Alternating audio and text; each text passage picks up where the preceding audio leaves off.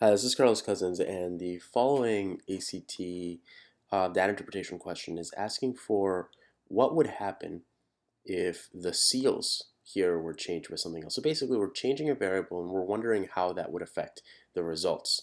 We're looking specifically at the effect on the kerosene drop moving, which happens over here, and which definitely changes depending on the respiration, the onset of respiration for different types of cells in both flask A and flask B when we look at the table. So we got change going on. What if we, it says they're airtight seals. What if we replace those airtight seals with just cotton? Well, really likely, then air would just be able to go in and out of the actual flasks, right? And we can assume then that there's not going to be enough change in pressure for the air to have to necessarily move across this tube. It could just escape outside the flask.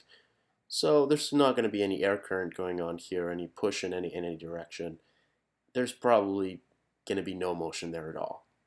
Let's go ahead and consider the answer choices. The kerosene drop would move to the left when bacterial cells begin respiration.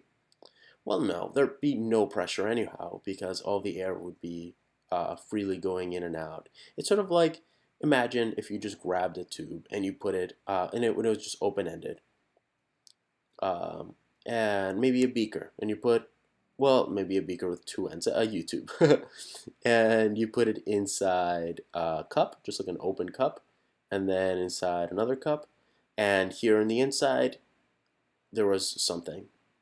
That wouldn't just move, around, even if that thing was living, even if it was engaging in respiration, unless there was a really strong gust of wind or something going up one of the sides or something of the sort. So definitely don't expect it to move in any direction and under normal conditions. Would move to the right? No. Would not move. This seems like the right answer. Bacterial cells would not begin respiration. Okay, well, if you selected this, this isn't necessarily the case.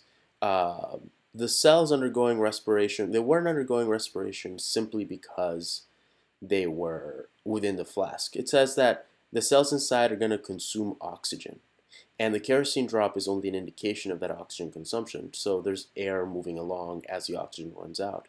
But there's plenty of oxygen out in the environment, so they would still begin respiration. We wouldn't be able to measure it with a kerosene drop. I hope that helps this problem, and happy prepping.